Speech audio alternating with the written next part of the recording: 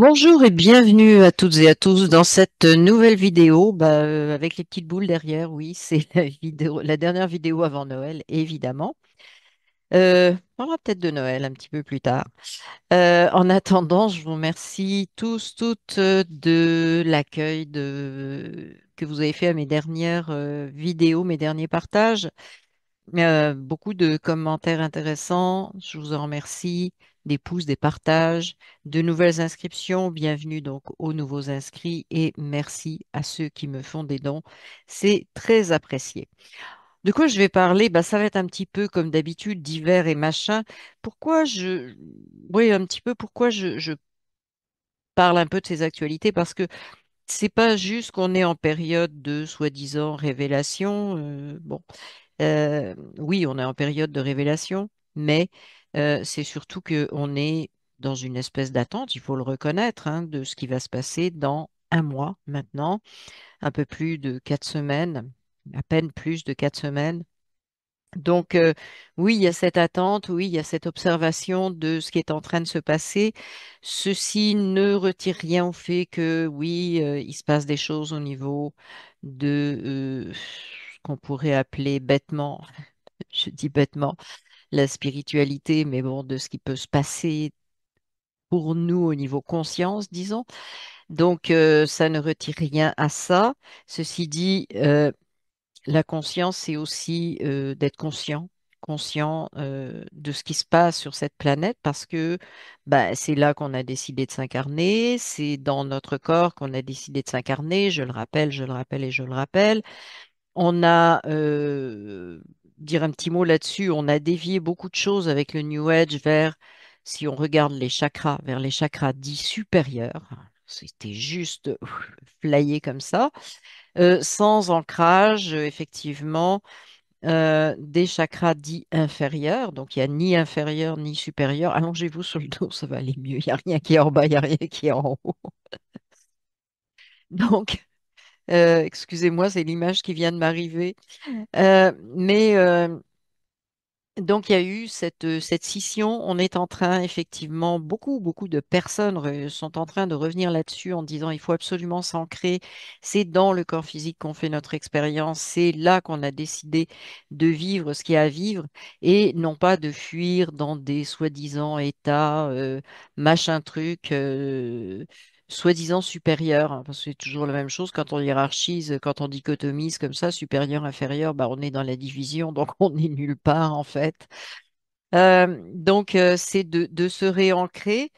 Euh, voilà, donc je voulais juste dire ça parce que c'est pour cette raison aussi que je parle de choses concrètes également, de choses parce que finalement, comment on se libère? On se libère en prenant conscience de ce qu'ont été nos chaînes ou notre cage. Hein. Dans ce cas-là, de notre matrice. Mais matrice, c'est un grand mot, mais c'est une espèce de cage dans laquelle on a été mis par l'éducation, l'instruction, etc., mais qu'on perpétue nous-mêmes parce qu'on a créé des croyances à partir de cette cage. Donc, se libérer, c'est prendre conscience de tout et défaire chaque barreau de la cage pour pouvoir en sortir. Et c'est pour ça que c'est important de comprendre et d'avoir un certain regard sur le monde qui nous entoure et d'arrêter justement de croire tout ce qu'on nous raconte et d'essayer de voir à travers les branches comme ça ce qui se cache, ce qui émerge. Voilà, donc je vais peut-être y aller dans le désordre. Je sais qu'il y a deux choses que je veux dire. Oui, alors il y a une première chose, justement parce que j'ai parlé donc du 20, c'est le 20 janvier, je pense, l'investiture de Diti. Euh, il a invité des chefs d'État. On a la première réponse de Xi qui vient là, et je trouve ça. Alors, il y a deux, pour moi, il y a deux aspects à ces invitations. Il y a venez voir le boss. Hein, c'est un petit peu ça. Mais moi, c'est pas ça que je regarde aussi, c'est un autre aspect. Quand j'ai vu ça, mon premier réflexe, ça a été de me dire qu'est-ce que c'est habile, comme ça, si les autres veulent provoquer un incident type 6 janvier, eh bien, il va y avoir des témoins et des témoins internationaux et ça va probablement empêcher ce genre de choses. Je pense que En tout cas, moi, si j'étais à sa place, j'aurais fait ça pour cette raison-là. Après, vous en pensez ce que vous voulez, mais c'est une façon, premièrement, d'ouvrir les yeux du monde et de protéger cette investiture-là. C'est ce que j'en pense. Voilà pour le 20 janvier. On va voir ce qui se passe et j'ai hâte d'y être parce que bah, Diti, c'est une chose, mais pour moi, c'est les personnes qu'il est en train de nommer qui sont importantes, bah, un certain nombre de personnes, on ne fera pas le tour de tout, dont Robert Kennedy Jr., effectivement, Cash, je dirais pas la suite, Cash c'est Cash, ça va être Cash. Et donc, voilà. Maintenant, on a des drones. Alors, on a des drones, j'allais dire, on a des drôles.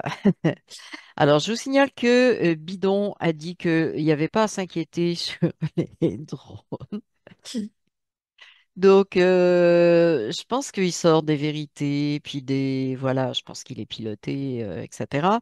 CNN, chose très importante à signaler. CNN a donc fait un de ses... J'ai pas le texte exact devant les yeux, mais je vous le dis, un de ses journalistes a donc déclaré à CNN, donc télévisé, que Biden n'avait jamais été le président des USA et que donc il y avait eu continuité de gouvernement. Alors, CNN, je vous dis, CNN, c'est un peu comme pour la France, si LC, je sais pas quoi, c'est LCI, LCN, parce qu'ici, on a le pendant. Enfin bref, quoi, c'est comme si la télé vous annonçait ça de but en blanc. Idem ici, au Québec. Voilà. Donc, ça, je trouve ça très intéressant. Alors, les drones, moi, ça m'impressionne pas du tout. Vous avez vu la réaction de Diti. On sait d'où ils viennent, l'armée sait d'où ils viennent, etc. Bref, manipulation, grand spectacle, tant mieux. On fait ce qu'on peut. Mais ça n'a pas l'air de prendre, hein, parce que franchement, il n'y a pas de panique qui s'installe réellement. Il y a du questionnement, oui, mais du questionnement, c'est sain. Mais panique, on quitte la ville, il se passe, il y a une invasion. Non, non, il n'y a pas ça du tout, du tout, du tout. Voilà. Même les médias mainstream n'arrivent pas à créer ça. Hein. D'accord. Alors, je vais parler d'une chose que j'ai publié, un documentaire d'Arte sur la fabrication des maladies, en fait, l'invention de maladies pour pouvoir vendre des produits. Dans Big Pharma, c'est sa façon de procéder. On invente de nouvelles maladies parce qu'on a une molécule qu'on veut vendre ou recycler, parce elle est plus rentable, hein, parce que les brevets sont expirés, donc on veut la recycler, on change de couleur. Et le pire, c'est que c'est vraiment ça, on change l'enrobage de la pilule et ça en fait une nouvelle.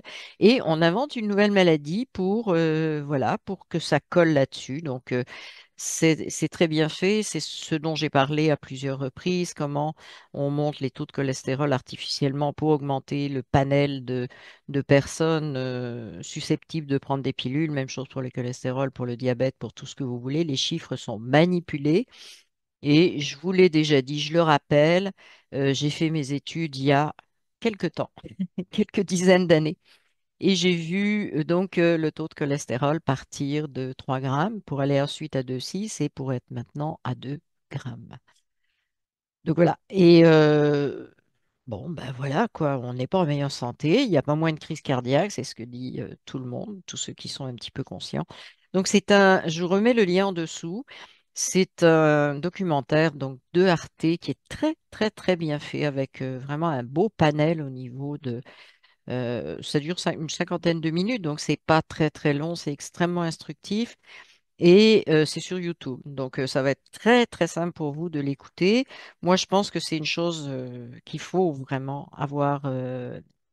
C'est une bonne synthèse. Voilà. Donc pour toutes les personnes qui veulent justement participer à ce côté révélation, on ouvre les yeux, etc. On prend conscience d'eux. Ben, c'est vraiment quelque chose d'intéressant à regarder. Excusez-moi, je regarde ma feuille parce que j'ai noté quoi? le Conseil mondial de la santé, qui est une institution qui est, bon, je dirais, qui a une importance presque équivalente à l'OMS, mais dont on n'entend pas beaucoup parler, parce qu'ils ont un côté beaucoup plus scientifique et qui sont beaucoup moins mouillés dans d'autres choses. Donc, ils sont sur la piste de, on va supprimer, il y a des vaccins qui ne servent à rien, des vacs pour les enfants, qui sont complètement inutiles, qui donnent des effets secondaires, il y en a trop, etc. Donc, c'est un dossier à suivre, c'est très intéressant. Euh, la probabilité qu'ils voient à ce Conseil mondial de la santé, c'est que d'abord, on devrait suspendre les obligations hein, de VAC, laisser le choix et surtout diminuer la quantité qu'on donne aux enfants, l'âge des enfants, etc. Donc ça, c'est vraiment quelque chose d'intéressant qui s'en vient aussi. Dossier VAC, petite parenthèse, j'avais l'intention de vous faire un dossier vague, donc je le ferai, mais vous savez bien que je ne pourrais pas le mettre sur YouYou. Donc, si j'ai le temps, pendant cette période des fêtes, je ferai une vidéo là-dessus et elle se retrouvera chez Crowd Bunker. Donc, pour pouvoir être à l'abri des soucis. Voilà. Donc, parce que c'est pas la peine de travailler pour se faire striker. Donc, j'ai vraiment l'intention de faire ça parce que j'ai pas mal de documentation là-dessus, de réflexions. Et puis, il y a des réflexions que j'ai depuis pas mal de temps sur les procédures vaccinales, entre autres. Et que je vois qu'il y a des médecins qui commencent à ouvrir aussi cette façon de voir et ce questionnement. Donc, je pense que ça va être intéressant de faire un dossier là-dessus. Je pense qu'il ne faut pas désespérer non plus. On s'en va vers, à mon avis, une libéralisation à ce niveau-là. Je sais que, alors au Québec, je rappelle, Québec, Canada, il n'y a aucun vaccin obligatoire. Ça n'est que le choix des parents. Il y a des garderies qui vous racontent que c'est obligatoire, mais c'est pas compliqué. La loi ici dit que les vaccins ne sont pas obligatoires. Donc, quand on vous dit ça, vous dites, OK, je vais chercher la loi, hein, et puis, bah, tu es hors la loi, hors constitution, je vais te signaler. Point final, vous allez voir, l'enfant, il va rentrer tout de suite. Tout de suite, je l'ai fait. Je l'ai fait, enfin, j'ai fait, à chaque fois que je voulais pousser une porte, j'avais toujours le répondant en arrière et puis je poussais la porte avec ça, puis ça marche à tous les coups. Pour ce qui est par contre de l'Europe, particulièrement en France, je connais plus la France que par exemple la Belgique ou la Suisse, etc. Mais les obligations, si vous devez mettre votre enfant dans un truc collectif, eh bien, c'est sûr que c'est très difficile de faire d'autres choix, y compris chez les assistantes maternelles, etc., parce que c'est contrôlé par le gouvernement. Mais si vous pouvez trouver des alternatives de garde et ne pas faire vacciner vos enfants parce qu'il y a des choses nouvelles, je vous le dis, et ça j'en suis persuadée. N'oubliez pas que Robert Kennedy, plus le Conseil mondial de la santé, plus des médecins qui commencent à faire beaucoup de réflexions là-dessus, eh bien, il y a des choses qui s'en viennent, il y a des obligations qui vont sauter. Donc, si vous pouvez vraiment trouver les moyens, branchez-vous là-dessus, là, puis l'intuition va vous amener des solutions. Hein, ça se passe toujours comme ça. Il faut d'abord avoir une détermination, un objectif, un but, une intention claire, et puis les solutions vont se dessiner avec ça. Travaillez de cette façon-là. Si vous ne voulez pas picouser vos enfants, si vous voulez les picouser, moi, après tout, hein, c'est votre choix. Mais si vous ne voulez pas, c'est la façon de faire pour pouvoir faire ce focus sur votre intention et donc vous allez probablement trouver des solutions alternatives en attendant que, parce que je pense que les choses vont bouger assez rapidement. Moi, je dirais 1 an, 2 ans. Donc, un tout petit qui vient de naître, c'est peut-être pas la peine de l'empoisonner complètement maintenant et de prendre les risques qui sont pris avec ces cochonneries. Donc, voilà pour les vacs. Alors, j'ai fait une publication, oui, sur l'ivermectin aussi, son efficacité dans beaucoup de pathologies. et également dans le cancer. Ça, c'est juste une redite parce qu'il y a beaucoup de publications là-dessus. Et donc, on a une solution qui est beaucoup moins agressive, destructive, ou beaucoup moins destructive, pardon, qui n'est pas destructive comme la chimio, la radio, etc., où on vous crame le corps, les neurones et tout ce qui va avec. Maintenant, j'ai deux choses que je veux... non, j'ai une chose triste à vous dire. J'ai publié une vidéo où on voit, donc il s'agit de ce fameux pays où il y avait Bachar, euh, que certains appellent le lion du désert. Bachar, donc son pays. Euh, donc tous les gens qui disent bravo, etc., les mainstream qui disent bravo, qui disent ah c'est bien, on a libéré.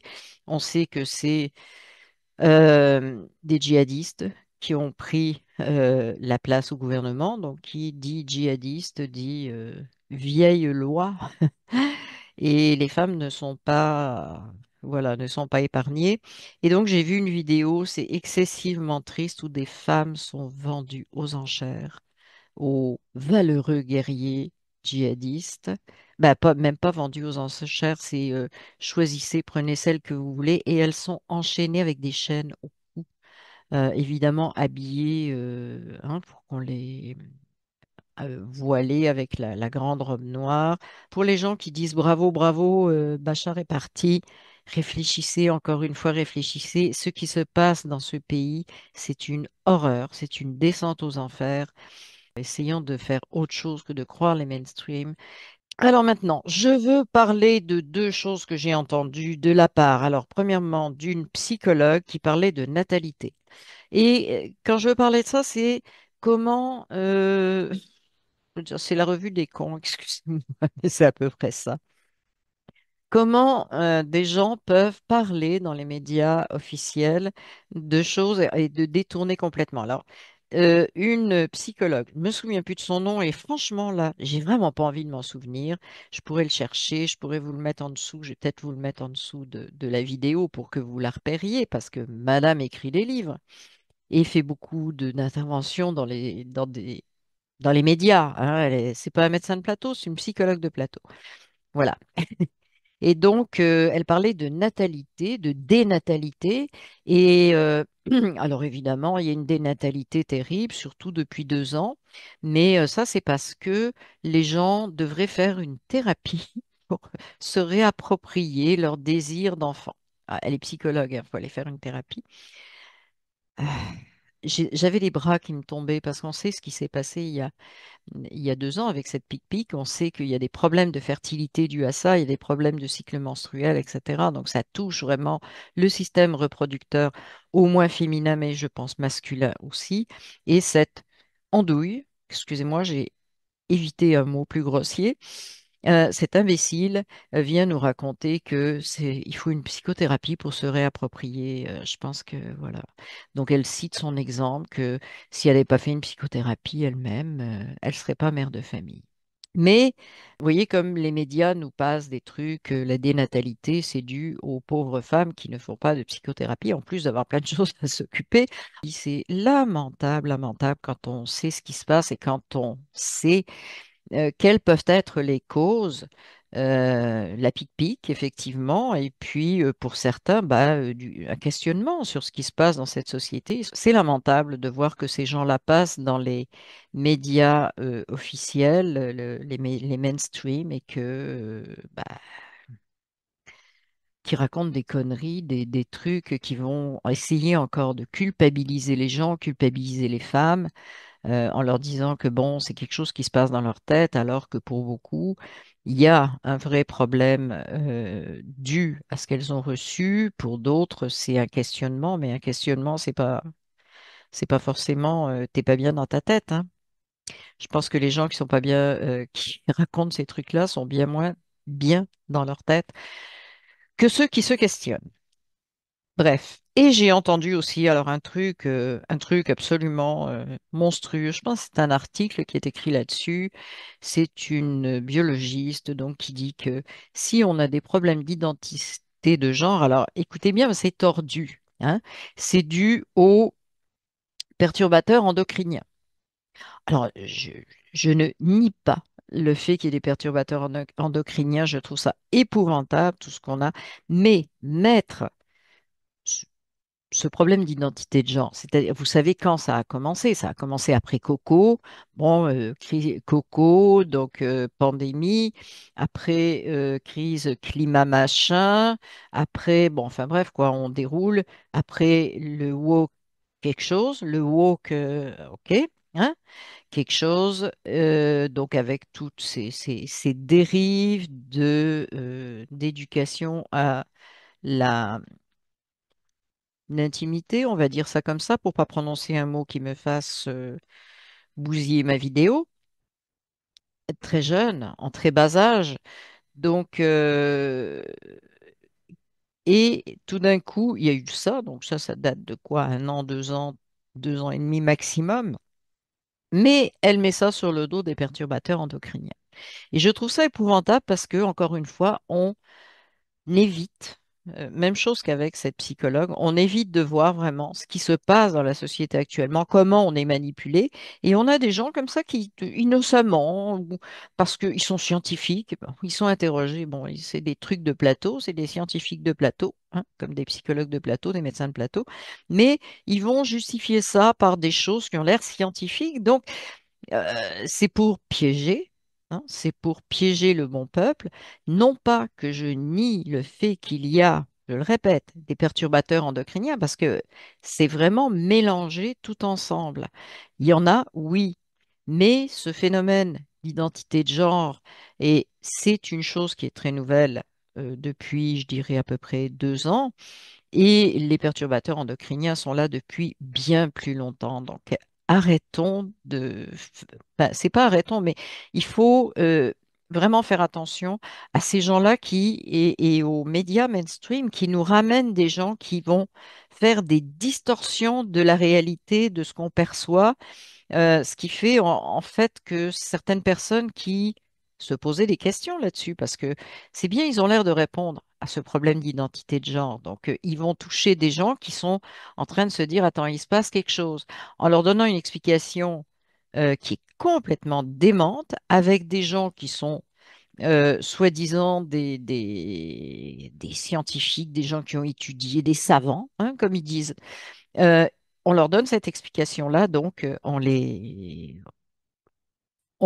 empêche d'une certaine façon, c'est une manipulation qui fait en sorte que ces gens-là risquent, pour un certain nombre, de ne pas se poser des questions plus loin que ça en disant c'est les perturbateurs, alors bon, on va retomber dans l'écologie et machin. Et je ne dis pas qu'il ne faut pas, encore une fois, retirer ces perturbateurs endocriniens. Mais il faut faire attention, tout ce mouvement WOKE, OK?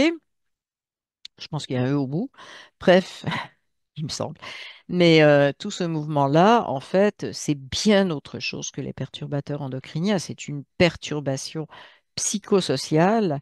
C'est du MK ultra. Voilà quoi. C'est clair, net et précis. C'est une grande manipulation pour manipuler les générations à venir, qui sont déjà nées mais qui sont très jeunes, les un peu plus vieux, etc. Mais c'est une manipulation, c'est du manipulation des esprits, hein, et on voit dans quel objectif, voilà, hein, c'est la même chose que. Alors l'autre avec sa natalité, il faut faire une thérapie. Les femmes, hein, pas les hommes, hein, les femmes, juste les femmes, parce que voilà quoi, dans le couple, c'est juste la femme qui est coupable de ne pas vouloir d'enfant. On est dans des schémas qui sont vraiment violents et comme je le disais au début, l'objectif n'est pas de plomber l'atmosphère, l'objectif n'est pas, mais l'objectif est d'ouvrir les yeux. Et d'ouvrir les yeux sur les deux exemples que je vous ai donnés en dernier, des gens qui officiellement, qui sont bardés de diplômes, etc., qui vont triturer, qui vont aller donner des explications qui n'en sont pas pour éviter justement que les gens se réveillent, hein, sont des endormeurs, sont des MK ultra endormeurs, sont des voilà. Donc, l'objectif, c'est ça, c'est de comprendre et de comprendre que des fois, à travers des choses qui nous sont amenées, qui sont soi-disant scientifiques, explicatives avec des gens qui ont des bonnes intentions apparemment parce qu'ils sont ceci, ils sont cela, eh bien, non, c'est pas ça l'objectif. Et ça, il faut aussi apprendre à le décrypter tranquillement, donc sans devenir parano, sans se dire que oh, mais j'avais pas compris celui-là parce que ça nous arrive tout le temps. Il y en a qui sont tellement gros que on zappe, on se fait avoir. Mais c'est correct. C'est correct. Mais c'est déguiser nos sens pour comprendre ce qui se passe à ce niveau-là. J'ai dit, je parlerai peut-être de Noël. Oui, j'ai des petites boules derrière moi. Noël pour moi, c'est mi figue mi raisin, hein. Alors j'aime bien D'abord, je vais dire une chose sur Noël. Je ne vais plus nulle part. Je n'invite plus des gens parce qu'il faut les inviter, parce que c'est comme ça que ça se fait, parce que c'est la tante machin, c'est merde. Ça, c'est fini, terminé, banni. Donc, il n'y a pas de truc comme ça. Si je suis invitée et qu'il y a des gens que j'aime pas, et bon, quand c'est la famille, il y a toujours des... Bref, je refuse, je n'y vais pas.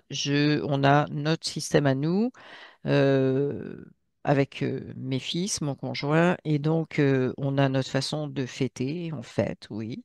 On fête, je me suis longtemps posé la question, est-ce qu'il faut fêter, pas fêter? À un moment donné, je me disais, ben non, parce que c'est une fête qui nous a été imposée religieusement, c'est des trucs qui sont imposés socialement, etc. D'un autre côté, il y a un côté, on rejoint un côté festif, heureux, joyeux, et je me dis, bon, en fait, ce qu'il faut faire, c'est pas tellement, bah, c'est sûr que moi, l'égrégore religieux, ça fait longtemps qu'il n'est plus là. Je sais même pas s'il a déjà été là. Mais bon, il n'y en a pas. Mais c'est de faire quelque chose, effectivement, où on rejoint ceux qui le font parce qu'ils sont dans la joie et non pas dans une obligation. Donc, j'ai toujours un petit peu cette vision qu'il y a différents égrégores qui se créent. Il y en a qui sont...